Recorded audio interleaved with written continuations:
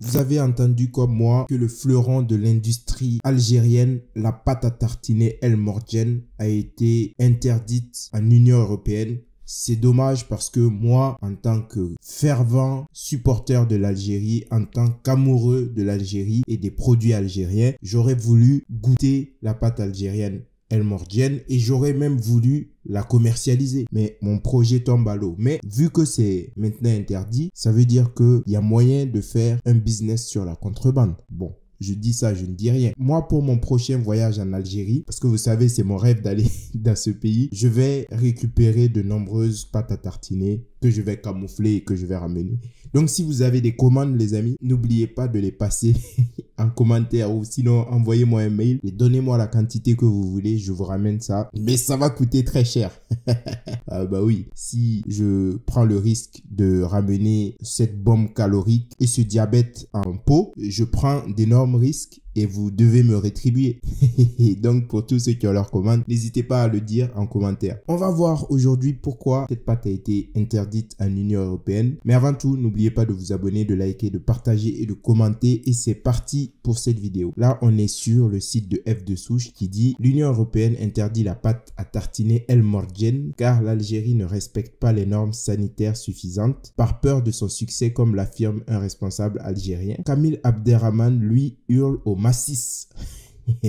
Vous savez, c'est toujours ça. Hein. Il n'y a pas que les Algériens. Il y a beaucoup de gens, dès que quelque chose ne va pas dans leur sens, c'est du racisme. Donc, voyons ce que dit cet article. Selon la réglementation européenne, l'Algérie ne respecte pas les normes sanitaires suffisantes réclamées par l'UE pour pouvoir exporter des produits à base de lait en Europe. Bon, c'est pas faux. Hein. J'ai fait quelques vidéos et quand on voit les plages d'Algérie, quand on voit les rues d'Algérie, on peut se poser des questions sur la situation sanitaire et sur le respect des normes sanitaires. Parce que moi, honnêtement, si je sais que ça vient d'Algérie et même d'Afrique en général, parce que je le dis, il y a des gens, des Algériens qui vont me dire oui, mais il y a d'autres pays en Afrique qui sont sales. Oui, c'est vrai. Il y a d'autres pays en Afrique où quand vous êtes dans les rues, bah, ça fait pas rêver quoi. Et moi, quand il y a des produits qui viennent de là-bas, bah, je me pose quelques questions parce que le respect des normes sanitaires, je ne suis pas sûr qu'ils le respectent autant qu'en Europe. Mais peut-être que c'est de la mauvaise foi de ma part, je ne sais pas. Continuons. Par ailleurs, selon l'article 20, troisième alinéa du règlement 2202-2292 de l'Union européenne, l'Algérie ne figure pas parmi les pays qui appliquent un plan de contrôle des substances pharmacologiques actives, des pesticides et des contaminants approuvés par la Commission, notamment concernant les produits laitiers. En d'autres termes, l'Algérie ne peut exporter des produits laitiers au sein de l'Union européenne car le pays ne respecte pas la totalité des normes sanitaires réclamées par la réglementation européenne. En conséquence, les cargaisons de cette pâte à tartiner algérienne seraient bloquées à l'entrée de plusieurs ports européens. Nous avons obtenu des documents notifiant l'interdiction d'importer la pâte El Morgiane. Nous allons prendre une décision ferme, a ensuite promis le président de l'association APOS. Plus concrètement, Moustapha Zebdi dénonce une mesure destinée à protéger des produits européens, notamment le célèbre Nutella de la pâte italienne Ferrero. Lorsque notre produit a commencé à gagner en popularité et à représenter une concurrence sérieuse pour des marques locales telles que Nutella, ils ont immédiatement réagi en imposant de nouvelles normes et des tests plus stricts, a-t-il signalé. Oh, mais mon ami, bah c'est comme ça, hein. On se souvient qu'il y a quelque temps, l'Algérie a aussi pris des mesures protectionnistes pour ses produits et bien sûr que en tant que concurrent, certains pays l'avaient mal pris. S'ils peuvent renvoyer la balle aux Algériens, ils le feront. Et c'est les règles du marché, c'est comme ça. Après, il n'y a pas à pleurnicher. Si vous voulez faire du protectionnisme sur vos produits, bah, ne vous étonnez pas que certains pays fassent la même chose avec vous. Et donc, Kamil Abderrahman, il est sur Twitter et il raconte beaucoup de merde qui dit « interdite en Europe par racisme ». Bon, ok. Pour lui, tout est racisme. Hein. Par contre, quand il y a du racisme de Maghrébins contre des Européens, contre des Africains, on l'entend jamais parler. Je vois un peu certains de ses tweets. Je n'y prête pas trop attention parce que c'est quelqu'un d'insignifiant pour moi. C'est quelqu'un qui est toujours dans la logique victimaire, etc. On commence à connaître. Bon, les amis, ne vous laissez jamais traiter de raciste ou quoi que ce soit quand vous faites quelque chose. que vous pensez bien pour vous. Et le protectionnisme, ça fait partie du commerce. Les Algériens le font et ils chouinent quand les Européens font la même chose à leur égard. Malheureusement, c'est comme ça. On n'est pas dans un monde de bisounours. On va voir une autre vidéo. Je pense que c'est une vidéo qui parlait du succès de El Morgiane parce que faut savoir que cette pâte est commercialisée depuis 2021, mais elle a connu un certain succès parce que des influenceurs ont commencé à en parler. Vous savez, on est en 2024, il y a beaucoup de golems. Ils ne s'intéressent pas à quelque chose jusqu'à ce que certains influenceurs leur disent oui, ça c'est bon, tu peux manger, tu peux l'utiliser, et là, subitement, ils commencent à aimer. Et je déteste les gens comme ça, honnêtement, parce que ça démontre que vous n'avez aucune personnalité, quoi. Donc c'est une vidéo de Réel Média qui dit c'est bon mais c'est hyper sucré. La pâte à tartiner El Morgiane, originaire d'Algérie, fait un carton sur les réseaux sociaux à tel point qu'elle est en rupture de stock en France. Elle a été élue produit de l'année en Algérie en 2024. Donc vous voyez les amis, ça c'est le fleuron de l'industrie algérienne, hein. Pendant qu'il y a des gens qui produisent des rafales, il y a des gens qui produisent des fusées et tout, en Algérie, voici leur fierté, c'est de la pâte à tartiner. Bon, c'est bien, c'est bien. Il y a des pays qui n'arrivent toujours pas à produire même des allumettes. Ça existe en Afrique aussi, hein. Il y a des pays qui ne produisent absolument rien et qui importent tout. Donc les Algériens, au moins ils ont réussi à produire une pâte à tartiner. Bah félicitations. C'est bien, c'est bien. Regardons cette vidéo. C'est la pâte à tartiner qui affole les réseaux sociaux. On a voulu savoir qu'est-ce qui faisait sa popularité. C'est vraiment incroyable. Ça a le goût de la pâte de Kinder Bueno à l'intérieur. Ce qu'on aime bien dans les Kinder, c'est l'intérieur. Donc, ouais, non, c'est bon. C'est la première fois que je goûte et c'est vrai que ça a le goût de Kinder Bueno. Je suis sûr que 99% des gens, ce sont des golems, hein. Ils ont entendu une fois ou deux des gens dire ça ressemble au Kinder Bueno. Donc maintenant, tout le monde dit c'est du Kinder Bueno. Je suis sûr, je ne sais pas, j'ai pas goûté. Ça m'intéresse pas parce que je n'aime pas trop le chocolat et toute cette connerie là. Mais je sais qu'il y a des gens, peut-être qu'ils ne trouvent pas bon cette pâte à tartiner. Mais vu qu'il y a des influenceurs qui ont dit oui, c'est très bon, ça ressemble au Kinder Bueno. La première chose qu'ils disent, c'est ça ressemble au Kinder Bueno. Ok, continuons. En vrai, c'est super bon. Je préférais ce genre de truc au Nutella, par exemple. Vous verriez faire des tartines de ça. Tartine, ça va peut-être avoir un côté écœurant, mais pourquoi pas, ouais. Petite tartine. El Morgiane vient d'Algérie.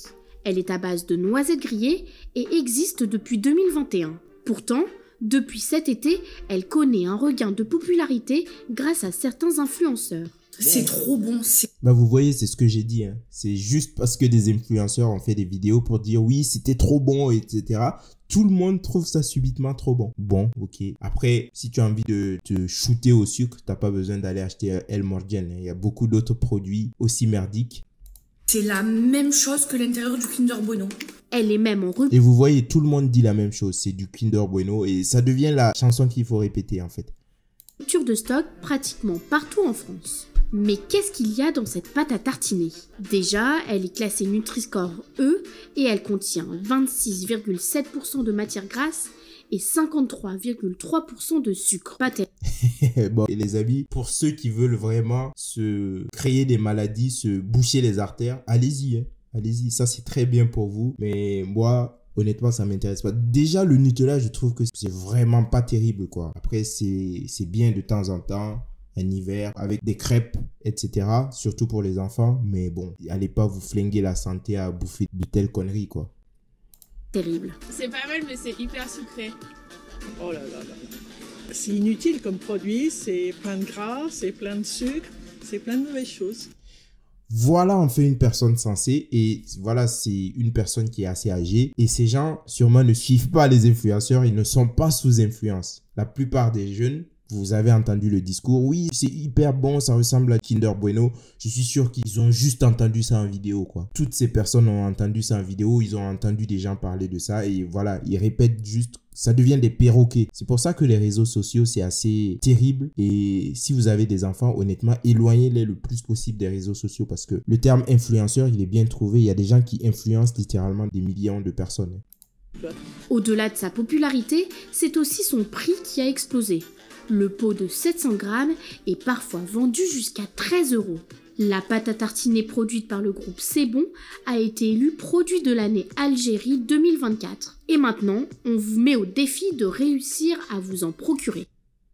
Bon, moi, vous en faites pas, je participerai pas à votre défi parce que non seulement je n'ai pas 13 € à foutre dans ce produit, je ne sais pas pourquoi ça coûte 13 €. Bon, et en plus pour acheter littéralement du diabète en pot, je préfère économiser mon argent, vous voyez. On va voir maintenant la réaction d'un Algérien. Apparemment, ils ont le seum. Hein. Depuis que la pâte à tartiner El Morgen a été interdite en Europe, il y en a qui pensent que c'est un complot mondial contre l'Algérie. Je vous laisse regarder cette vidéo, c'est très intéressant. El Morgen, c'est terminé mes amis, vous n'en trouverez plus en magasin en Europe, elle a été interdite par l'Union Européenne. Oui mes amis, il n'y a plus de possibilité d'importer en Europe de la pâte à tartiner El Morgen parce qu'elle contient du lait. Or, selon l'Union Européenne, l'Algérie n'a pas le droit d'exporter des produits à partir de lait.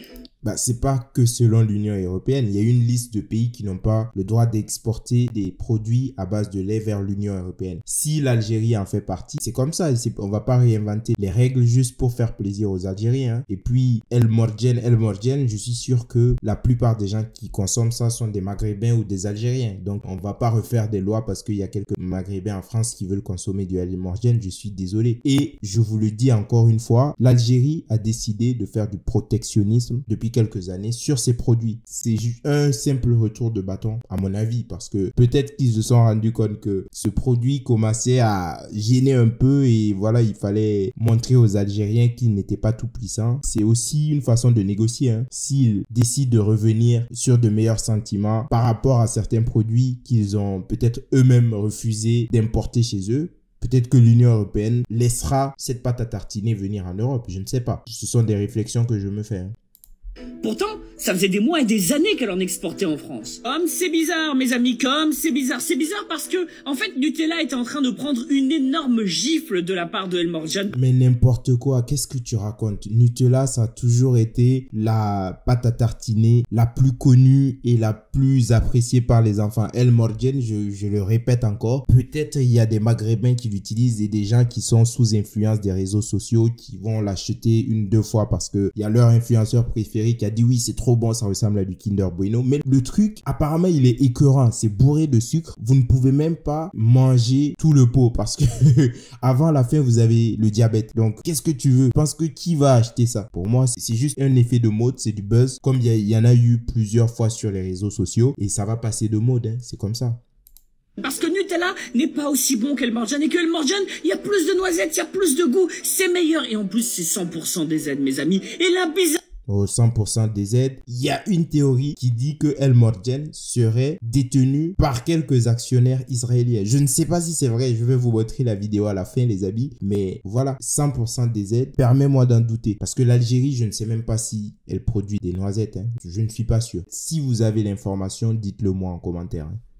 L'Algérie n'a pas le droit d'exporter des produits à partir de lait. C'est vraiment bizarre. Donc mes amis, les produits ont donc été arrêtés au port de Marseille. C'est-à-dire ça arrive à Marseille et ça bloque et tout ça au nom du fameux article 20 du règlement. Ce n'est pas bloqué qu'à Marseille, je le rappelle, c'est bloqué dans divers ports d'Europe. Parce que si l'UE décide de ne plus laisser venir ces produits, bah, c'est tous les pays de l'UE qui bloquent l'entrée de ces produits. C'est normal, c'est logique mon ami. Arrête de diffamer, c'est pas bien.